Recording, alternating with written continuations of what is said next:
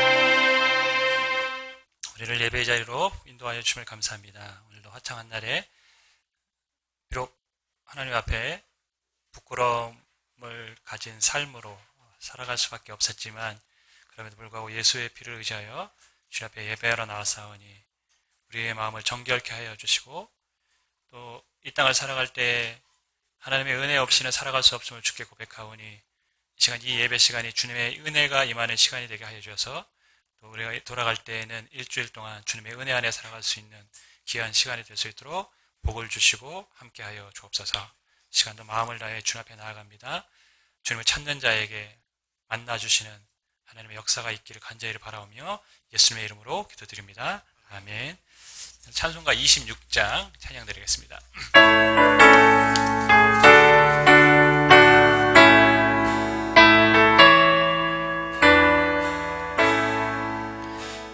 구세주를 아는 이들 찬송하고 찬송하세 맘과 뜻과 힘 다하여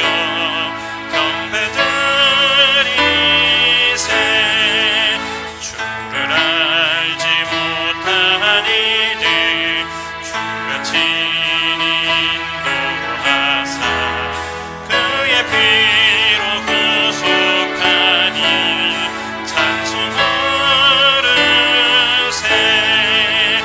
약한 사람 도움받아 시험 중에 참게 되니 모든 죄를 이기는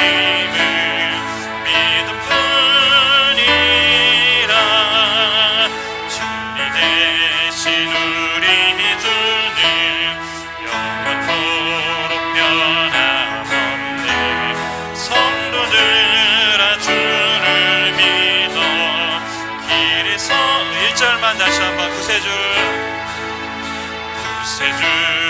아는 이들 찬송하고 찬송하세 맘과 뜻과 힘 다하여 경배드리세. 아멘. 우리 다같이 사도신경으로 신앙을 고백하겠습니다. 전능하사 천지를 만드신 하나님 아버지를 내가 믿사오며 그의 외아들 우리 주 예수 그리스도를 믿사오니 이는 성령으로 잉태하사 동정녀 마리아에게 나시고 본디오 빌라도에게 고난을 받으사 십자가에 못 박혀 죽으시고 장사한 지 사흘 만에 죽은 자 가운데서 다시 살아나시며 하늘에 오르사 전능하신 하나님 우편에 앉아 계시다가 저리로서 산 자와 죽은 자를 심판하러 오시리라. 성령을 믿사오며 거룩한 공회와 성도가 서로 교통하는 것과 죄를 사하여 주시는 것과 몸이 다시 사는 것과 영원히 사는 것을 믿사옵나이다. 아멘. 이 찬양 드리면서 하나님 앞에 예배하며 찬양하며 나아가겠습니다.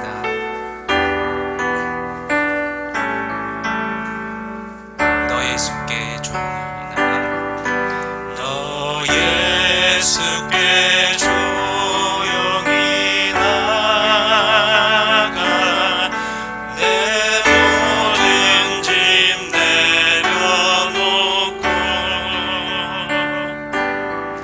주 십자가 사랑을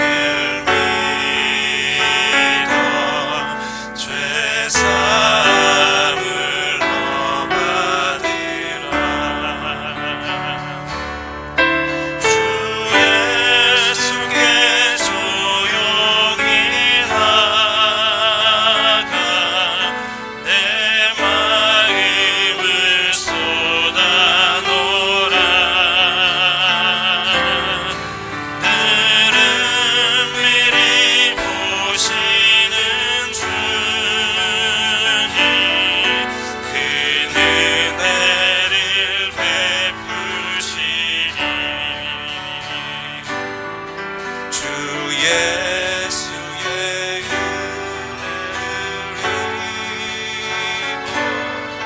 내 슬픔이 없어지니 내 이웃을 늘 사랑하여 너 받은 것 거저주라. 3절로 고백하겠습니다. 주 예수를 친구로 삼아 늘 내 영혼을 모시오라. 그 영원한 생명 샘물에 내 마음을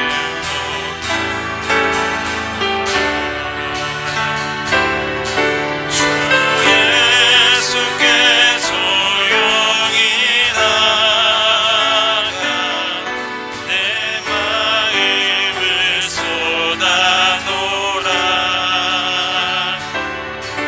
늘은 미리 보시는 주님 그 은혜를 베푸시니. 주님과 사귀어 너 주님과 사귀어 살며 생명이 넘치리라. 주 예수를 찾는 이 앞에 참 밝은 빛 비추어라. 주 예수께 조용히 나가 내 마음을 쏟아놓으라. 늘은 미리 보시는 주님 그 은혜를 베푸시니. 주 예수께 조용히 나가 내 마음을 쏟아놓으라. 늘은 미리 보시는 주님 그 은혜를 베푸시니. 주 예수께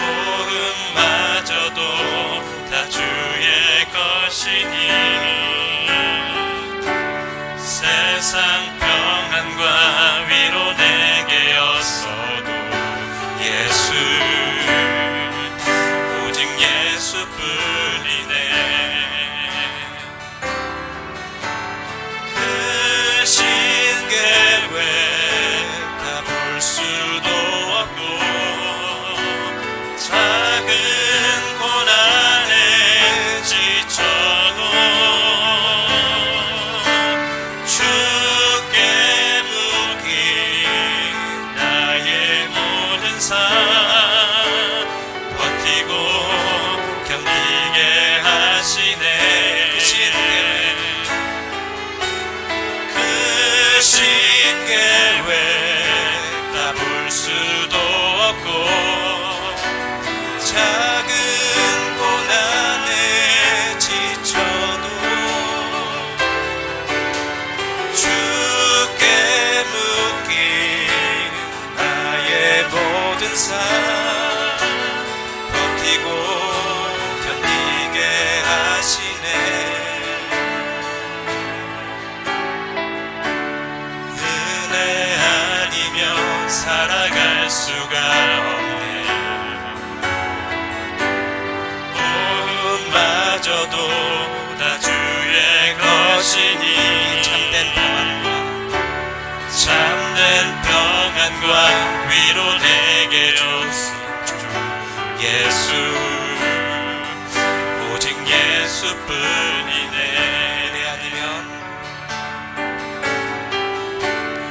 은혜 아니면 살아갈 수가 없네. 마저도 다 주의 것이니 세상 평안과 위로 내게 없어도 예수 오직 예수. 다시 한번 고백합시다. 은혜 아니면 살아갈 수 없습니다. 은혜 아니면 살아갈 수가 없네.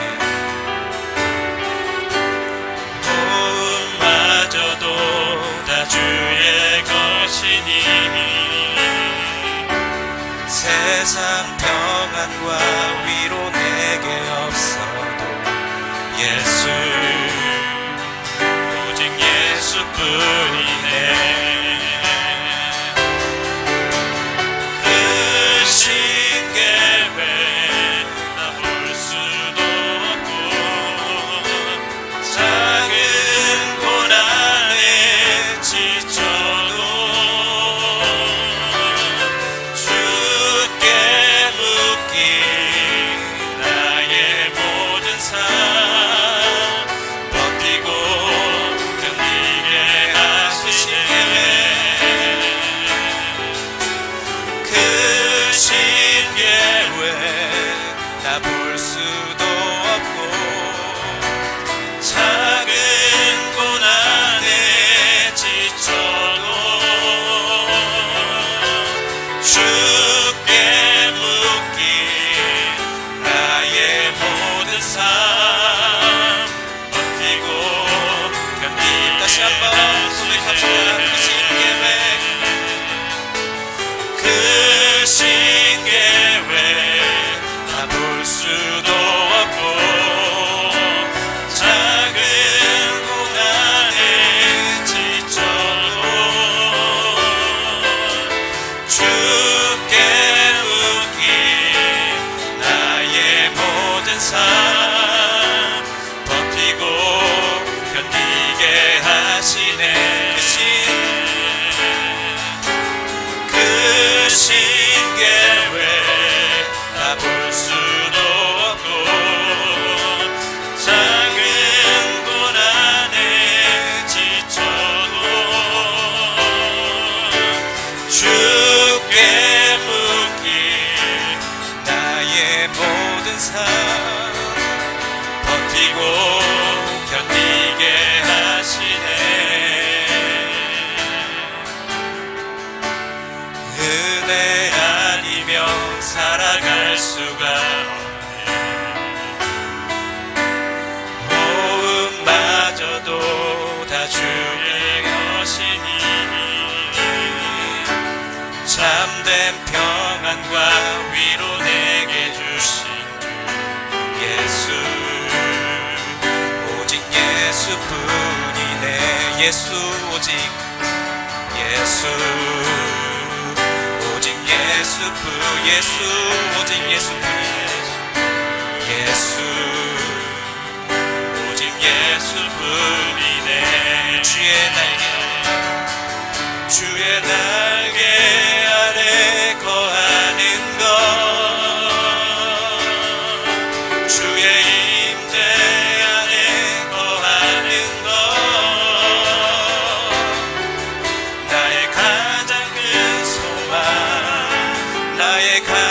그 은혜 주와 함께 동행하느니 주의 날개 아래 거하는 것 주의 임재 안에 거하는 것 나의 가장 큰 소망 나의 가장 큰 은혜 주와 함께 동행하느니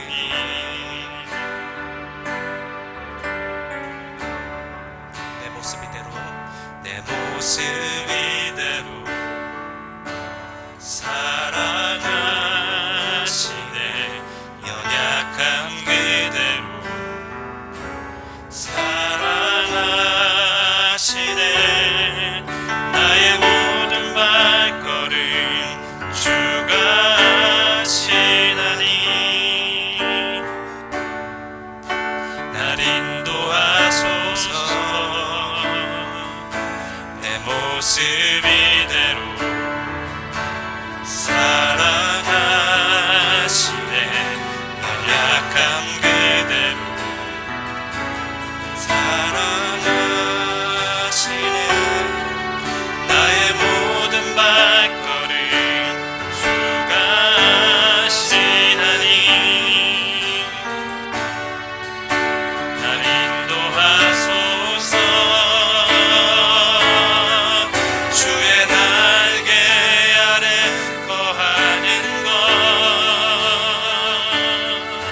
주의 임재 안에 거하는 것 나의 가장 큰 소망 나의 가장 큰 은혜 주와 함께 동행하느니 주의 날개 아래 거하는 것 주의 임재 안에 거하는 것 나의 가장 큰 소망 나의 가장 큰 은혜 주와 함께 동행 다시 한번 고백합시다 주의 날개 안에 주의 날개 아래 거하는 것 주의 임재 안에 거하는 것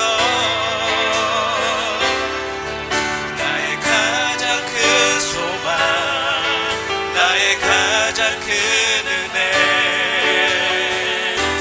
주와 함께 동행하느니 주의 날개 아래 거하는 것 주의 임재 안에 거하는 것 나의 가장 큰 소망 나의 가장 큰 은혜 주와 우리 마지막으로 주의 날개 아래 거하는 것 주의 날개 아래 거하는 것 주의 임재 안에 거하는 것 나의 가장 큰 소망 나의 가장 큰 은혜 주와 함께 동행하느니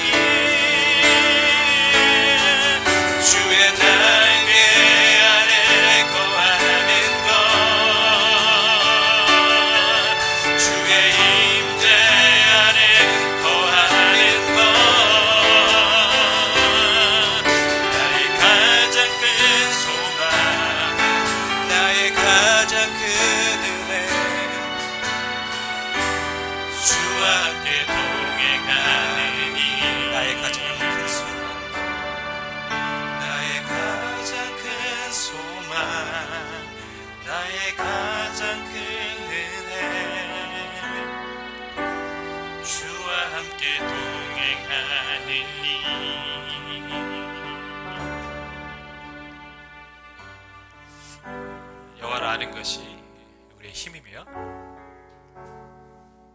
여호와를 알아가는 것이 우리의 기쁨이며 또한 하나님이 우리에게 주신 인생의 목적인 줄 믿습니다.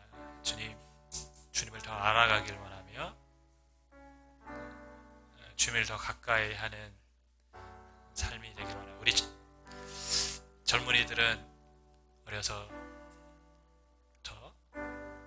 우리 아이들은 주님을 인격적으로 만나 자신의 믿음으로 주님을 예배할 수 있는 아이들이 될 수 있도록 기도해 주시고, 우리 자신을 향해서는 주님, 우리의 남은 생애 동안 주님을 더 깊이 알고 주님을 더 사랑하며 살아가는 나의 인생이 될 수 있도록 우리에게는 믿음을 더하여 주옵소서. 이 예배 시간에 또한 그 하나님을 우리가 만나는 시간이 될 수 있도록 예배와 우리 자녀들과 우리의 신앙을 위해서 우리 묵상으로 기도하도록 하겠습니다. 함께 기도하겠습니다. 주님, 주님을 아는 것이 우리의 힘이며 기쁨입니다. 주님을 여호와를 알고 믿고 그리스도의 은혜를 알고 믿음 안에 살아가는 것이 인생의 가장 큰 복이며 하나님 주신 은혜입니다. 저를 알고 지금 이곳에 와 있습니다. 주님, 그것이 주님 더 주님을 알게 하여 주셔서 사모하는 심령을 주시며 갈망하는 마음을 주셔서 주님을 사모하고 갈망하는 자에게 주시고 찾는 자에게 주시고 하나님의 은혜와 만나 주심과 함께 하시고 있는 우리 성도들과 우리 아이들 될 수 있도록 하나님 도와주시고, 특별히 주님을 사모하는 마음으로 예배하는 이것 가운데 함께하게 해주소서. 하나님, 영원한 우리의 영혼이 다시 살아가는 시간이 되게 하시고 우리의 심령이 다시 주님 앞에 세워질 수 있도록 주님께 해주시옵소서. 그래서 우리는 아무것도 아니고 주님의 은혜가 없이는 살아갈 수 없습니다. 주님 주십시오. 주님의 필요합니다.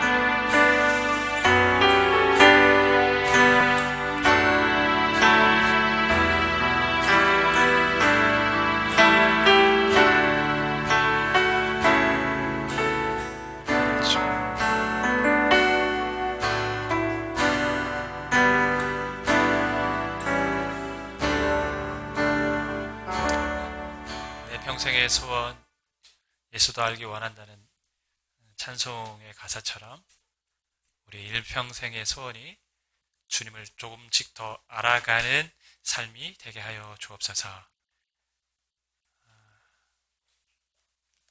주님을 알아감이 우리 안에 기쁨이 되게 하시며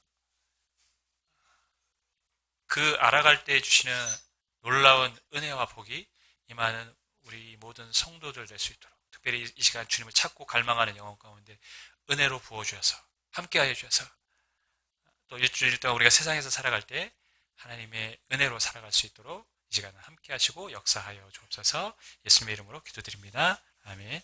함께 나눌 하나님의 말씀은 사도행전 18장 12절부터 17절까지의 말씀입니다.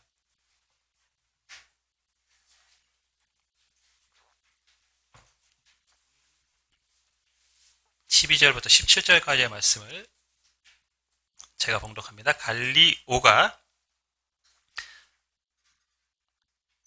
아가야 총독이 되었을 때 유대인이 일제히 일어나 바울을 대적하여 법정으로 데리고 가서 말하되 이 사람이 율법을 어기면서 하나님을 경외하라고 사람들을 권한다 하거늘, 바울이 입을 열고자 할 때에 갈리오가 유대인들에게 이르되 너희 유대인들아, 만일 이것이 무슨 부정한 일이나 불량한 행동이었으면 내가 너희 말을 들어주는 것이 옳거니와, 만일 문제가 언어와 명칭과 너희 법에 관한 것이면 너희가 스스로 처리하라. 나는 이러한 일에 재판장 되기를 원하지 아니하노라 하고 그들을 법정에서 쫓아내니 모든 사람이 회당장 소스데네를 잡아 법정 앞에서 때리되 갈리오가 이 일을 상관하지 아니하니라. 아멘. 세계를 움직이는 보이지 않는 손, 빌더버그 클럽이라는 이야기를 들어보신 적 있습니까? 빌더버그 클럽은 유럽의 왕실, 관계자들, 또 미국의 대통령 혹은 정치하는 유력 정치인들이 소속되어 있는 그룹으로 1년에 한 120명에서 150명도 모여서 회의를 하는 클럽입니다. 이게 예전에는 이제 비밀리에 진행이 됐기 때문에 굉장히 큰 음모론이 이 안에 제기되기도 했습니다. 다니엘 에스툴리라는 기자가 이 빌더버그 클럽을 16년간 추적을 한 거예요. 그래서 어떤 책을 썼냐면 이 빌더버그 클럽이 세상을 움직이는 보이지 않는 손이다. 이렇게 책을 썼습니다. 이 나토 역시 빌더버그 클럽에 의해서 움직여지고 있고 여기에는 실제로 조지 부시 두 대통령 과거 대통령도 이 클럽 안에 있고 영국의 여왕도 이 안에 소속돼 있고 그래서 여기서 회의하는 1년의 회의가 세계 군사, 경제, 정치를 다 좌지우지한다라는 것이죠. 그러니까 이거 자체가 하나의 연합 정부로 세계 연합 정부라는 거예요. 그래서 여기서 결정되는 것이 결국 세계를 움직이는 힘이다. 그래서 보이지 않는 세계를 움직이지 않는 보이지 않는 손 하면서 빌더버그 클럽이 있다라고 얘기했습니다. 이런 음모론이 제기되자 이제 빌더버그 클럽이 2000년도부터는 자신들의 회의 내용을 이제 오픈하기로 했습니다. 그런 게 아니라는 것이죠. 또 이런 거 말고도 뭐 프리메이슨, 로마 클럽, 302원회 뭐 이런 것들이 있는데 사람들은 이런 것들도 세계를 움직이는 보이지 않는 손이다라고 말하는 사람들도 있습니다. 세계를 움직이는 보이지 않는 손이 있습니까? 성경에는 있다고 말을 합니다. 세계를 움직이는 보이지 않는 손. 오늘 본문을 보면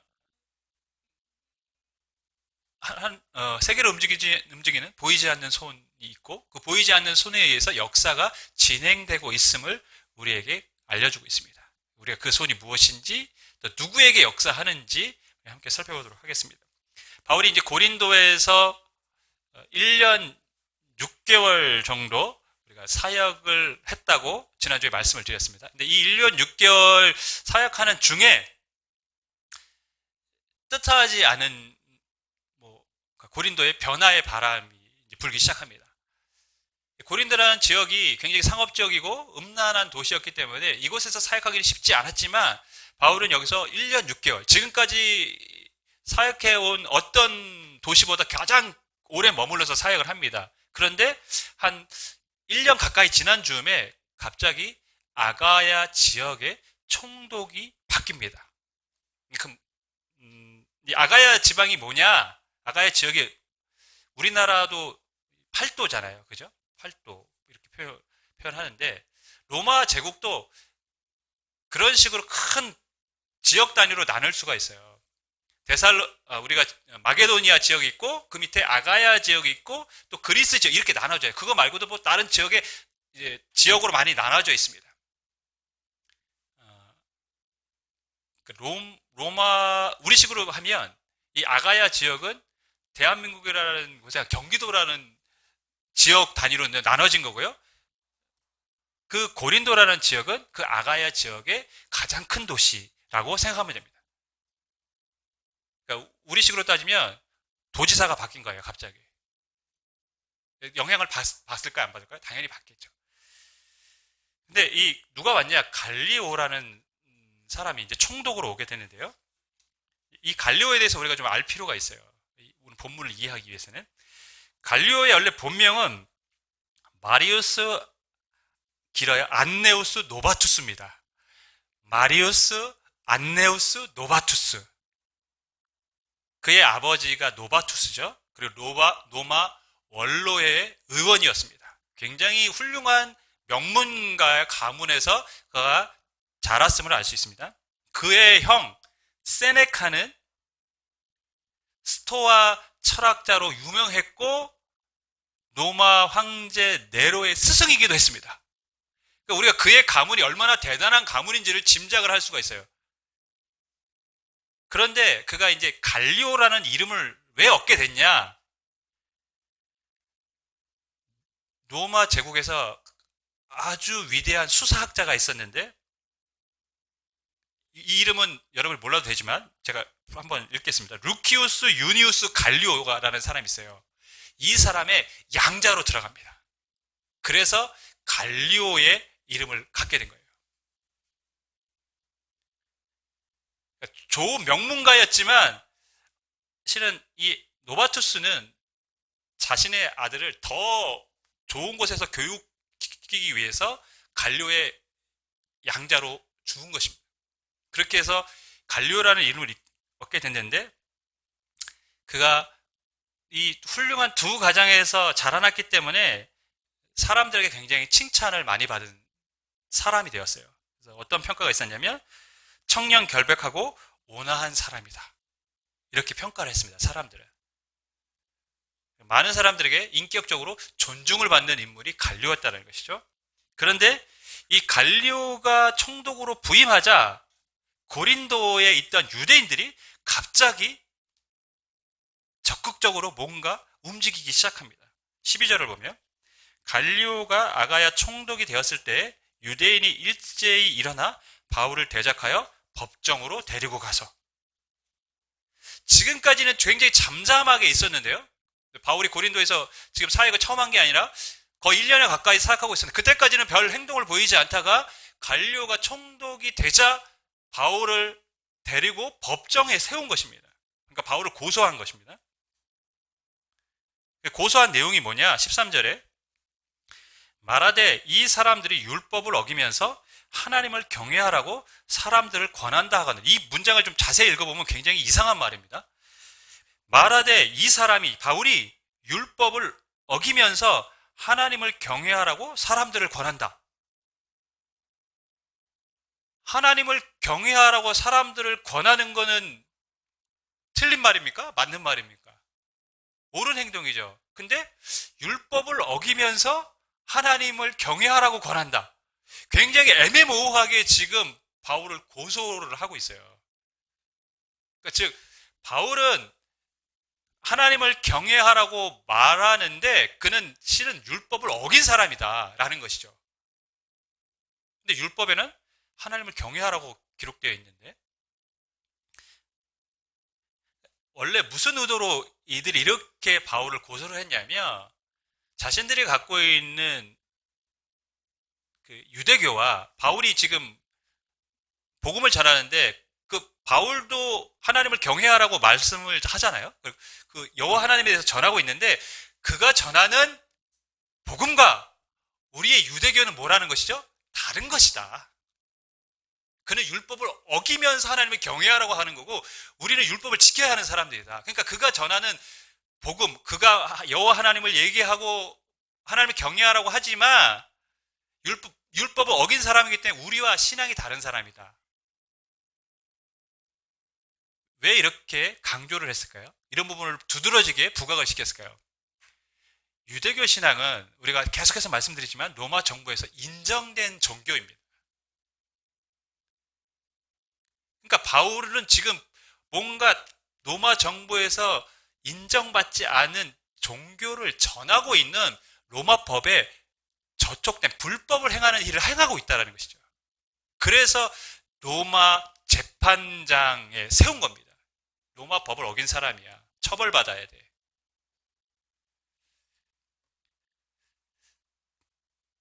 그런데 왜 굳이 이전 총독이 아니라 갈리오가 부임할 때 유대인들이 바울을 고소를 했을까요? 이게 처음 총독으로 부임하면 이 사람들에게 뭘 얻고 싶습니까? 잘 보이고 싶은 마음이 있어요. 그들의 마음을 사고 싶은 마음이 있습니다. 빌라도가 그랬어요. 빌라도도 사람들의 마음을 얻고 싶었어요. 그래서 예수님이 죄가 없다는 걸 알매도 불구하고 사람들이 요구하고 그들이 소동을 일으킬 것 같으니까 어떻게 했습니까? 예수님을 십자가형을 받도록 그렇게 재판을 했습니다. 그렇게 판결을 했어요. 유대인들은 지금 그것을 내심 노리고 있는 거죠. 이 사람도 우리가 막 적극적으로 요구하며 바울에게 좋지 않은 판결을 내릴 게 분명하다는 것이죠. 그것을 기대하고 지금 이들은 총독이 바뀌자마자 바울을 어떻게 한 겁니까? 고소해서 재판을 받도록 한 것입니다. 굉장히 지금 유대인들은 정치적인 지금 행동을 한 거예요. 나름대로는. 자기들 나름대로는 아마 이 재판 결과에 따라서 더 이상 선교를 하지 못하도록, 왜? 로마법에 저촉이 된 행동을 했으니까 선교를 못하도록 한다든가 아니면 바울을 추방시키다든가 옥에 가둔다든가 하는 뭔가 이런 판결을 기대했을 텐데, 그런데 갈리오는 전혀 뜻밖의 판결을 내리죠. 뭐냐면 사건 자체를 기각을 시켰어요. 이거는 재판할 내용이 아니야. 그냥 다 가버려.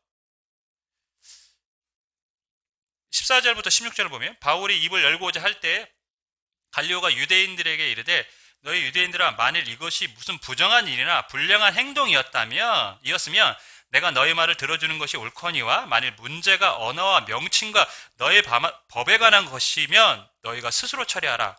나는 이러한 일에 재판장 되기를 원하지 아니하노라 하고 그들을 법정에서 쫓아내니.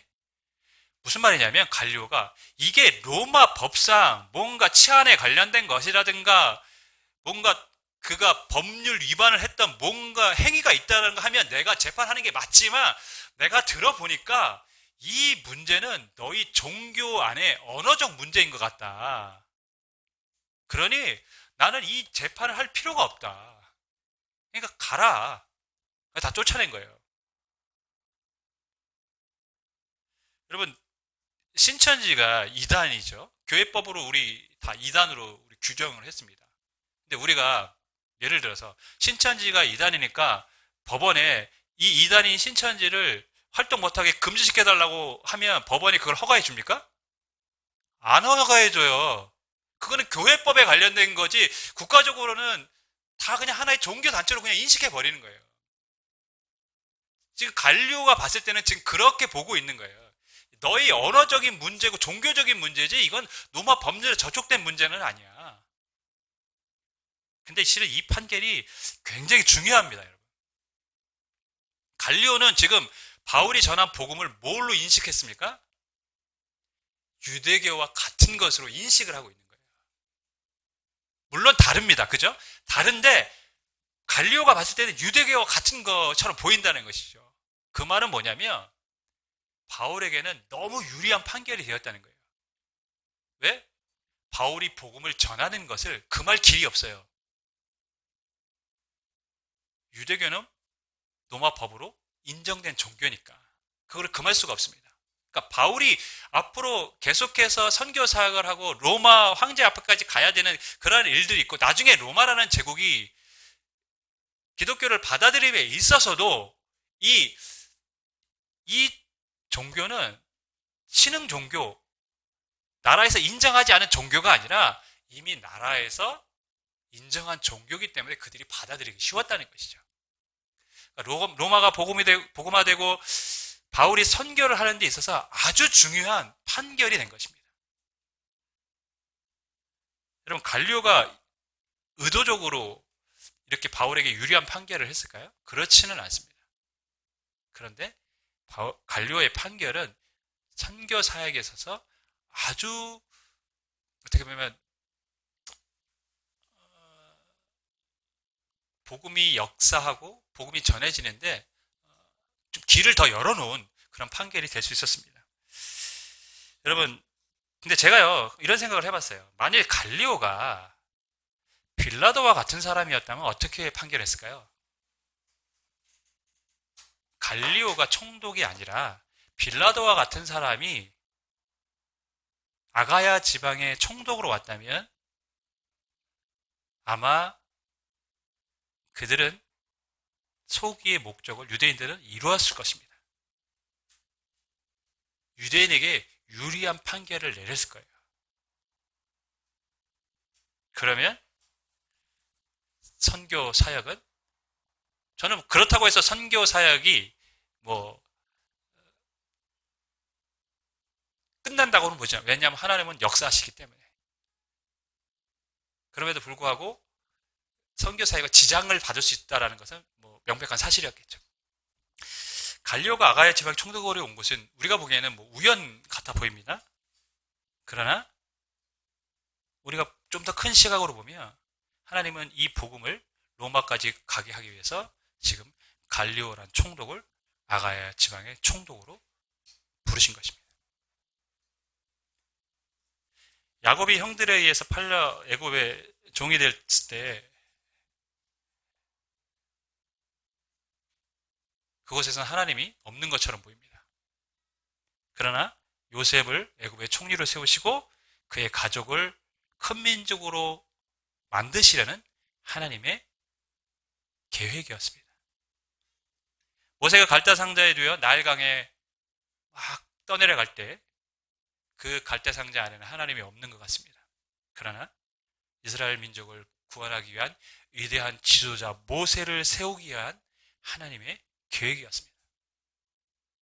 예수님이 빌라도에 의해 십자가 처형을 받을 때 하나님은 예수님을 버리신 줄 알았습니다. 엘리 엘리 라마 사박다니 나의 하나님 어찌하여 나를 버리셨나이까. 그러나 그것은 인류 구원을 위한 하나님의 침묵, 계획이었습니다. 세상을 움직이는 보이지 않는 손이 있습니다. 하나님의 손입니다. 그 하나님의 손이 지금도 이 땅의 역사를 주장하고 계신 줄 믿습니다. 그리고 그 하나님의 손은 성경의 약속대로 의로운 오른손으로 자신의 백성들을 지켜주십니다. 실은 이 이후의 일이 바로 그것을 우리에게 알려줍니다. 판결 후에 유대인들이 되게 화가 났어요. 왜? 자신들이 원하는 목적을 이루지 못했으니까요. 그래서 어떤 집단적인 행동을 하냐면 17절을 보면 모든 사람이 회당장 소스데네를 잡아 법정 앞에서 때리되 갈리오가 이 일을 상관하지 아니하니라. 회당장 소스데네를 붙잡아서 총독 앞에서 막 폭행을 가한 거예요. 근데 회당장 소스데네 누구일까요? 회당장 그리스도가 예수님을 믿었어요. 그의 가족이. 그죠? 이전에 보면 우리가 지난번 말씀에 회당장 그리스도가 믿었어요. 그러면 회당장이 예수님을 믿었으니까 다른 회당장이 세워진 것인가? 아니면 회당이 컸기 때문에 회당장이 여러 명 있었던가? 우리는 잘 모릅니다. 어쨌든간 이 소스데네 회당장 역시 사람들이 유대인들이 화가 나서 폭행할 정도면 바울의 복음에 적극적으로 반응을 하거나 바울 편에 섰던 사람인 것은 분명합니다. 그렇기 때문에 이 사람을 끌어다가 어떻게 합니까? 총독 앞에서 폭행을 한 거예요. 이 굉장히 다분히 의도적인 행동을 지금 하고 있습니다. 왜 이런 일을 했을까요? 우리가 빌라도를 연상하면 딱 알 수 있어요. 유대인들이 다 들고 나서 십자가에 못 박으라고 막 소리치니까 빌라도가 그걸 두려워했거든요. 밀란 일어나면 어떡하지? 그래서 그들의 말 들어줬거든요. 마찬가지입니다. 자신들이 여기서 막 무력을 행사하고 폭력하면 갈리오가 혹시 마음이 변해서 다른 판결을 내릴 것 같으니까 지금 회당장 소스데네를 붙잡아다가 총독 앞에서 지금 폭행을 가한 것입니다. 근데 갈리오가 어떻게 합니까? 이 일에 상관하지 않았습니다. 왜 상관하지 않았을까요? 너희들 종교적인 문제라는 것이죠. 종교적인 문제니까 나는 관여하지 않겠다는 것입니다. 갈리오가 정의롭지 못한 사람이다 이걸 얘기하는 것이 아니라 갈리오는 어떤 폭력적인 협박에도 흔들리지 않았다는 것이죠. 저는 그것이 어떻게 보면 그의 가문의 영향일 수도 있다고 봅니다. 아주 유력한 가문이에요.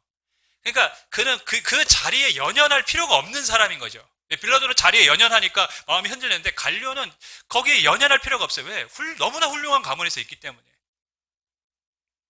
그래서 정도를 걷는 거예요. 근데 저는 이걸 보면서 한번 생각해 볼 것이 있다. 그게 뭐냐면 유대인들이요.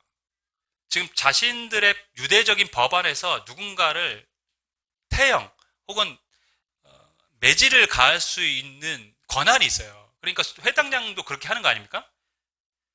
심지어 총독 앞에서도 할 수 있어요. 그런 힘과 권력이 있는 사람들이에요.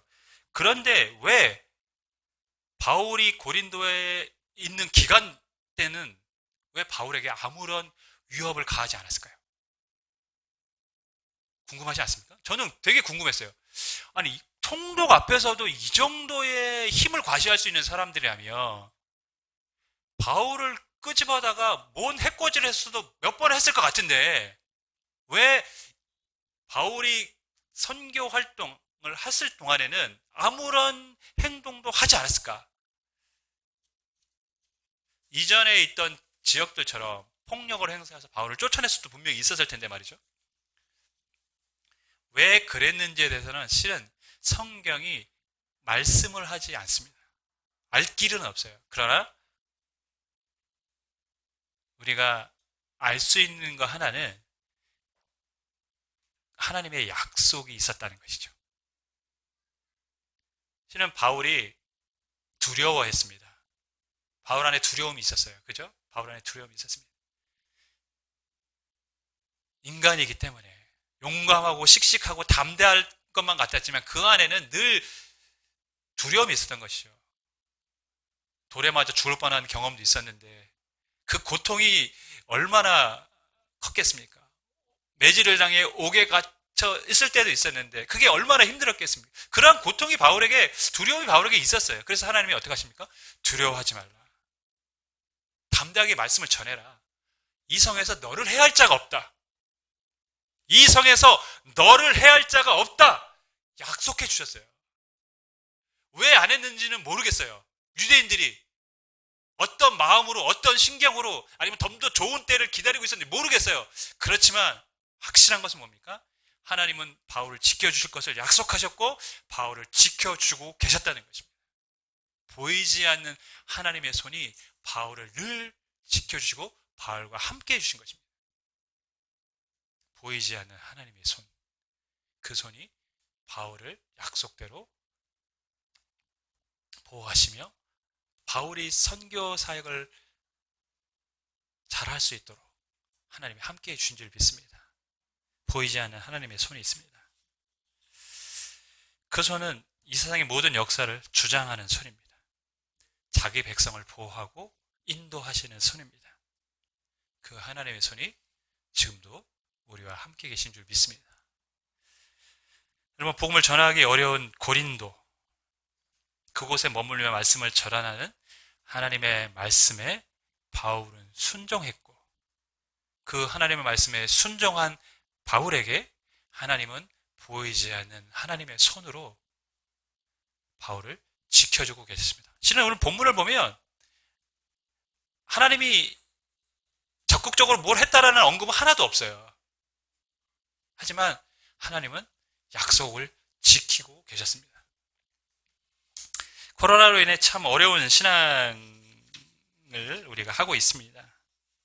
하지만 하나님의 말씀에 순종하며 살아가는 성도들에게는 보이지 않는 하나님의 손이 늘 함께 하실 줄 믿습니다.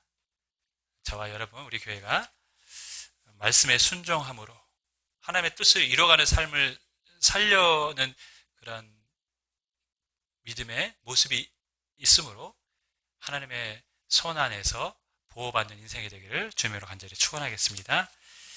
지금 우리 함께 찬양하고 잠시 기도하겠습니다.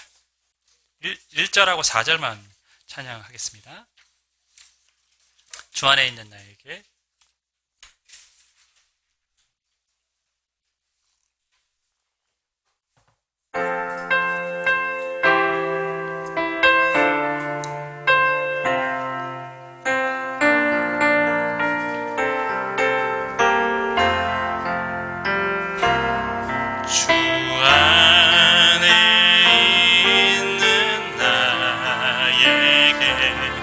난 근심이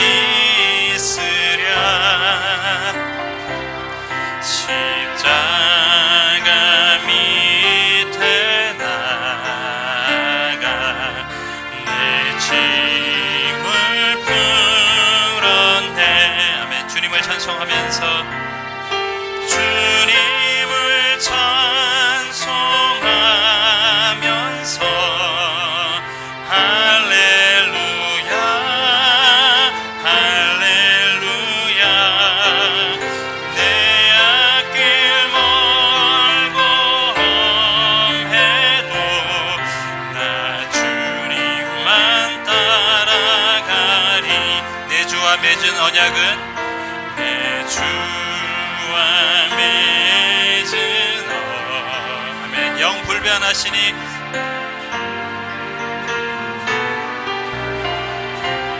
그 나라 가기까지는 그 나라 가기까지는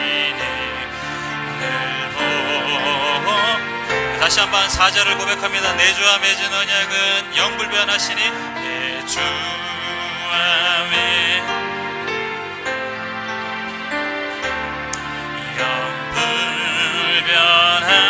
영불변하시니 그 나라 가기까지는 늘 보호하시네. 주님을 찬송하면서 할렐루야 할렐루야 내 앞길 멀고 험해도 다 주님만 따라간 주님을 찬송하면서 주님을 찬송하면서 할렐루야 할렐루야 내 앞길 멀고 험해도 다시 한번 우리 믿음의 고백을 담아 주님을 찬송하면서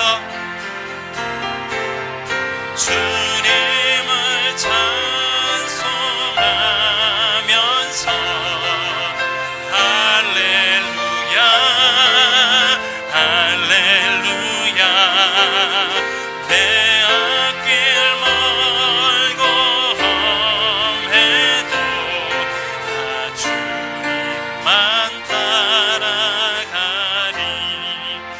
제가 잠시 기도할 때 하나님은 약속을 반드시 지키십니다. 약속을 어기는 것은 사람들이죠. 지금 우리의 삶도 보면 그렇습니다.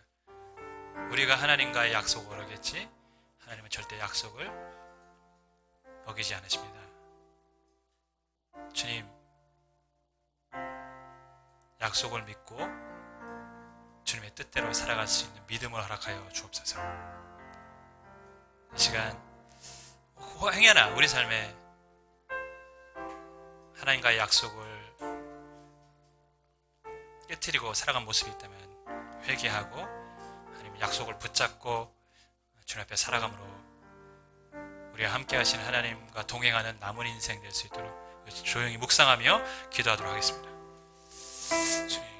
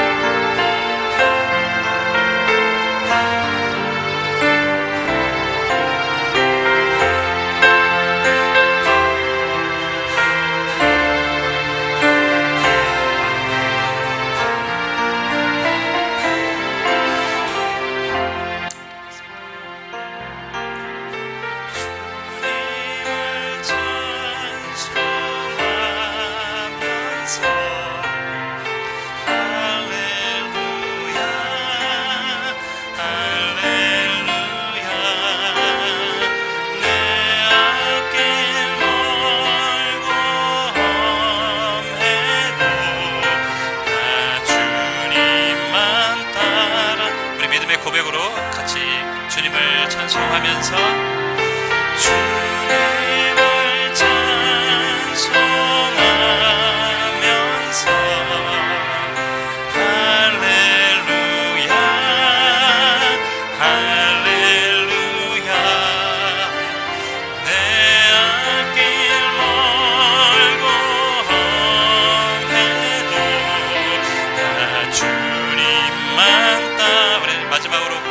주님을 찬송하면서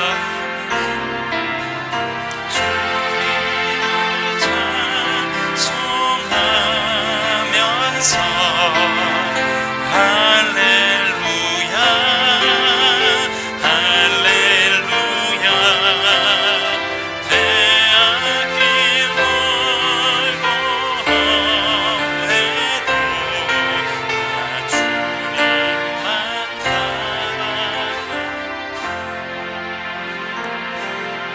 기도하겠습니다.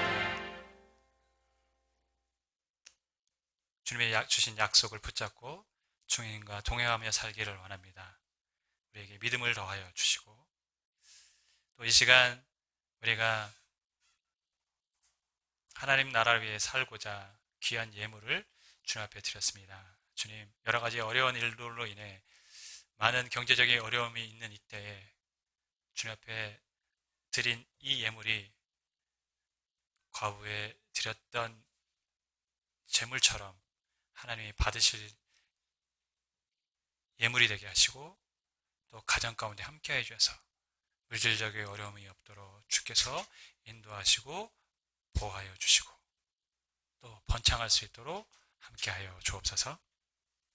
이제는 우리 주 예수 그리스도의 크신 은혜와 하나님 아버지의 크신 사랑하심과 성령님의 감동하심과 역사하심과 충만하심이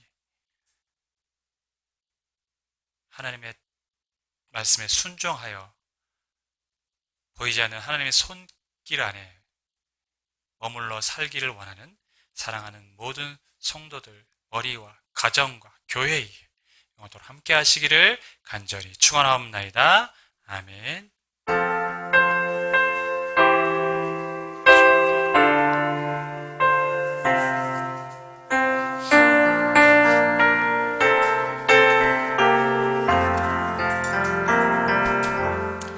네, 특별한 광고 사항은 없고 다행히 오늘 많은 분들이 오셨는데 다행인 것 같아요. 왜냐하면 지금 온라인이 예배가 지금 연결이 안 돼요. 왜인지는 저는 잘 모르겠어요.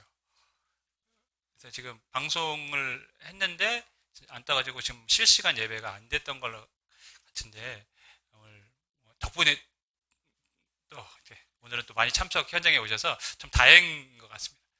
조치를 취해보겠지만 어떻게 될지는 잘 모르겠어요. 저도 왜냐면 처음 겪는 일이라. 아무튼 오랜만에 뵙게 돼서 너무 반갑고 살아서 만나게 돼서 너무 반갑습니다. 우리 다음 주에도 평안하게 지내다가 함께 만날 수 있길 바라면서 우리 한 주간 평안하세요 인사하겠습니다.